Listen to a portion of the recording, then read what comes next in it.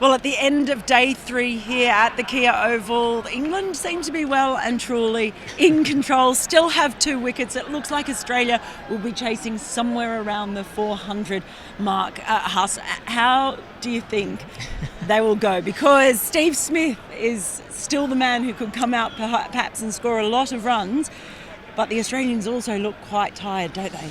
Well, it's never been done before to chase a total that big, so the odds are against Australia. England have played well. They've got themselves into a position of real strength, but, yeah, you can't discount an Australian team that has Steve Smith in the team. And surely David Warner's due a score as well. So, and then they just need a couple of other guys to chip in as well. So they'll be clinging on to a little bit of hope, but I must admit, this Australian team looks pretty weary. It's been a huge campaign.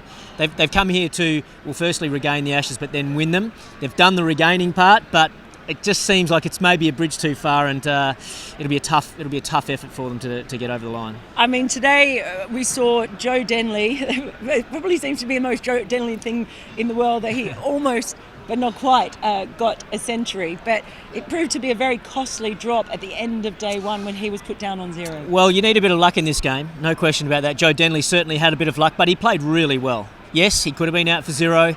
But I just got the feeling he was going to score a century today. I really did. He became a father again, yesterday.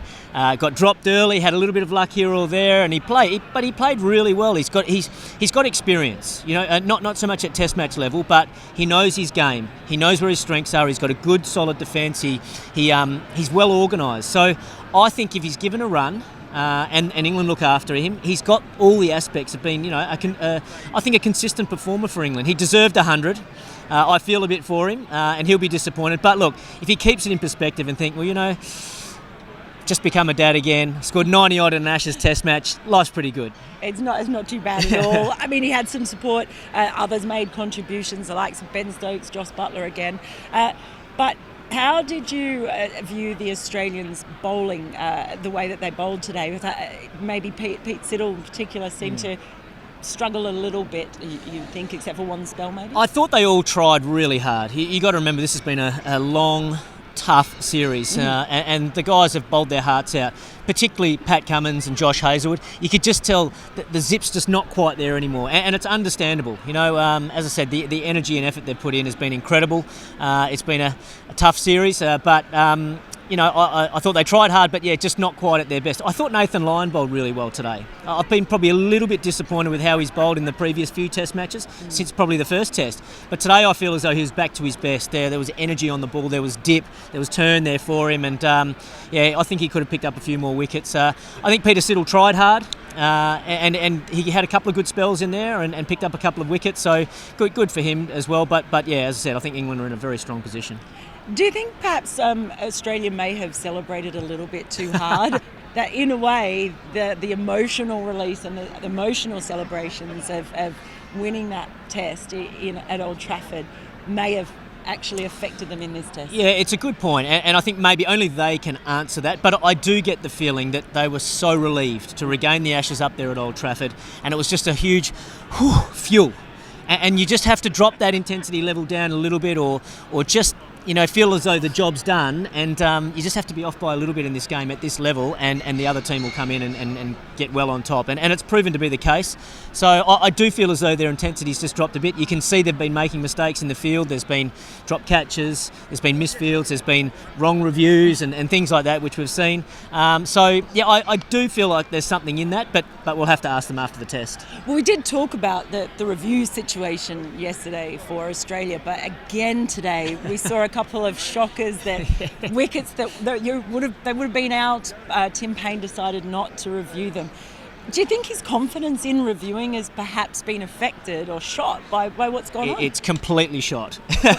There's been times throughout the series when he has reviewed and got them completely wrong, and now he's like too scared to review because he's scared of getting it wrong. So I feel for him, but he has got the best view there as wicketkeeper.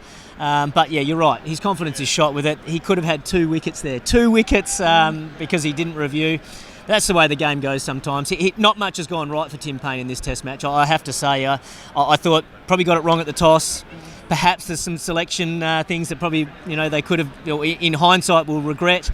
He's put down a chance or two. His keeping probably hasn't been up to his highest standard. So it's been a disappointing test for him personally, but I guess the main goal was to come here and regain the Ashes. He's been able to do that as captain, so he can still be very proud of that. And just a word on some of the catching that we saw late on, because they have put down some chances, but just when they looked like they were really exhausted, we saw a couple of absolute crackers. Well, they've been out in the field all day, so I think they're pretty keen to get off. So they want to try and take their chances, but you're right. That catch from Steve Smith, that was an unbelievable catch. As you say, late in the day, tired, full stretch. You can just watch, if you can get a replay, watch his eyes just fixated on that ball. It was just poetry in motion. And then, Marnus Labuschagne as well, coming in. They're not easy catches coming in from the deep because your eyes are really bouncing around a lot. And he made good ground, diving full stretch.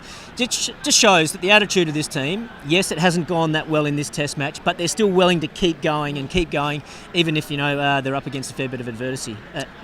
Yeah, that's the one. Well, who knows? I mean, this test series has thrown all sorts up. Maybe we could be in for another miraculous day tomorrow.